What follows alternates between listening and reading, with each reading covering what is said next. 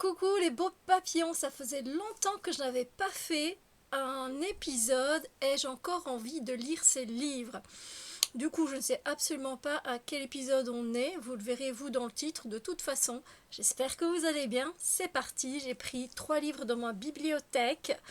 J'ai pris Amazonia de James Rollins, qui est assez connu comme auteur, aux éditions Pocket. À force de corrompre la nature, l'homme en devient la proie. Bon, on est sur un livre qui a été écrit. J'ai sorti vraiment 3 vieux trucs. Il a été édité pour la première fois en 2002. Et en 2002, voilà, écoutez. Et alors, on est sur quand même. Ça va, hein, ça a l'air assez aéré comme écriture, mais c'est quand même écrit de haut en bas, voilà. Hein. Mais bon, voilà, c'est pas non plus écrit si petit que ça, et on est sur un plus de 500 pages, donc un beau bébé, quasiment 600 pages, je vois. Ah bah oui, on est à un 594 pages, donc ça pour moi c'est un beau bébé à lire. Qu'est-ce que ça raconte? Il y a 4 ans, une expédition scientifique partait en pleine forêt amazonienne étudier le savoir des chamans avant de disparaître. Nathan Round, le fils du savant qui la dirigeait, n'a jamais perdu l'espoir de les retrouver vivants.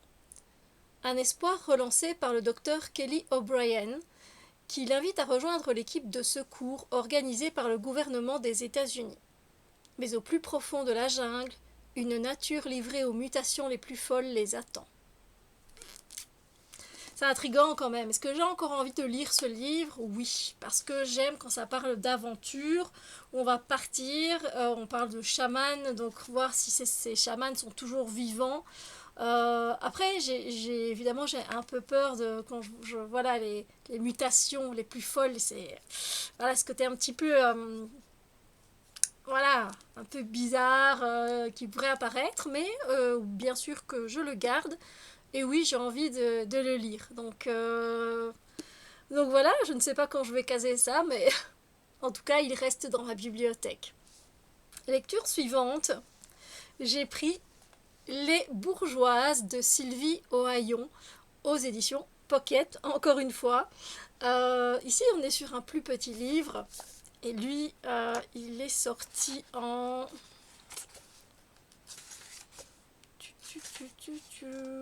2012. Voilà, en 2012. C'est un peu plus jeune quand même. Là aussi, on est sur une écriture comme l'autre, quoi, où voilà, ça prend vraiment de haut en bas, mais ça a l'air d'être assez aéré. Et c'est un livre qui nous fait 325 pages, voilà. De quoi ça parle les bourgeoises? Comment se fondre dans la jungle parisienne quand on traverse le périph' tous les matins? Look, manière, code. La bourgeoisie est un monde à part, on n'y entre pas comme ça. La fille de banlieue va en croiser quelques échantillons, des folles, des méchantes, des bêtes et des pas mûres, des méprisantes et des sympas. Un gynécée complet à faire sauter tous les préjugés. Une entomologie de fond sur ces jeunes femmes qui la fascinent. Mais sont-elles vraiment à envier? Voilà, on va suivre apparemment plusieurs portraits de jeunes femmes bourgeoises. Et j'ai envie de tester, quoi. J'ai envie de... Ouais, j'ai toujours envie de tester ce que ça peut donner comme lecture. Après, bon, voilà, moi, si j'aime pas, j'accroche pas, tant pis. Mais ouais, j'ai toujours envie de voir un petit peu ce que ça raconte.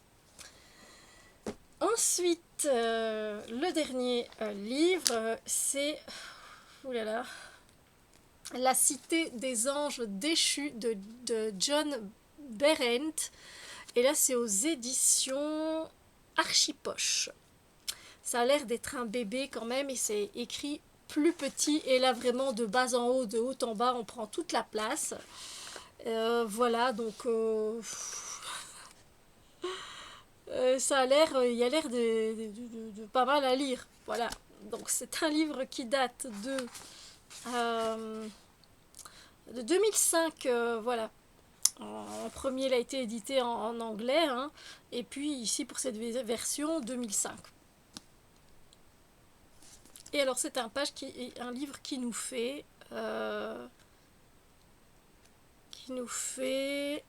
452 pages. C'est même pas encore un bébé pour moi, c'est à partir de 500 pages. Néanmoins, bon, la couverture, on voit qu'on va aller sur Venise, et du coup, on en parle. Lorsque John Berendt arrive à Venise le 1er février 1996, flotte dans l'air une forte odeur de bois calciné. 3 jours auparavant, la Fenice, le célèbre opéra de la Cité des Doges, a été ravagé par un incendie.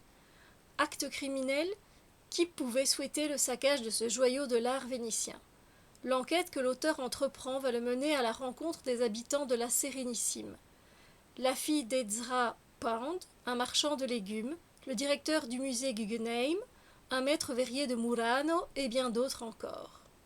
Donc apparemment, c'est John Berendt qui est dans son propre roman. Ça a l'air quand même intriguant. Il faut savoir que Venise, si je l'ai pris, c'est parce que Venise, c'est une de mes villes de cœur. C'est ma ville de cœur. C'est ma ville d'origine, de mes origines. Donc voilà, j'aime bien lire ce qui s'y passe. Il y a quelque chose qui scintille en moi quand je lis des livres, généralement, sur Venise. Après, ça marche pas tout le temps, évidemment. Mais ici, oui, c'est peut-être celui que j'ai envie de lire le moins, j'avoue, parce que je ne sais pas comment l'auteur a pu se mettre dedans lui-même. En fait, c'est particulier, on voit ça rarement. Généralement, on invente un personnage et on le fait vivre tout au long du livre et du roman. Donc voilà. Après, c'est sympa qu'il y ait ce côté où on va aller parler aux habitants pour voir un petit peu ce qui se passe, ce qui s'est passé. Puis c'est triste de savoir que l'opéra a brûlé. Donc il y a une partie de moi qui est intriguée, mais je pense que je pourrais reporter cette lecture à encore plus tard. Voilà. Écoutez, c'est quand même des lectures que je garde dans ma bibliothèque. Ce sont des livres que je garde dans ma bibliothèque. Vous voyez qu'il y a vraiment de tout. Hein. Amazonia, où on est sur je sais pas, un peu aventure, recherche, voilà. Savoir ancestral, mutation, ce genre de choses. Ici, on va être avec en France, avec la bourgeoisie parisienne, et ici, on va être à Venise, et peut-être une petite enquête qui se cache derrière tout ça pour savoir pour savoir ce qui a pu se passer à l'opéra. Donc écoutez, ils restent dans ma bibliothèque et peut-être que vous les retrouverez dans les points lecture. Voilà les livres que j'ai terminé de lire. Ce ne sera pas pour tout de suite, mais en tout cas, je les garde. Voilà. Sur ce, moi je vous fais plein de bisous lumineux. Portez-vous bien et dites-moi s'il y a un des livres ou même plusieurs qui vous intéressent à lire. Voilà. Allez, à bientôt. Bisous bisous les amis.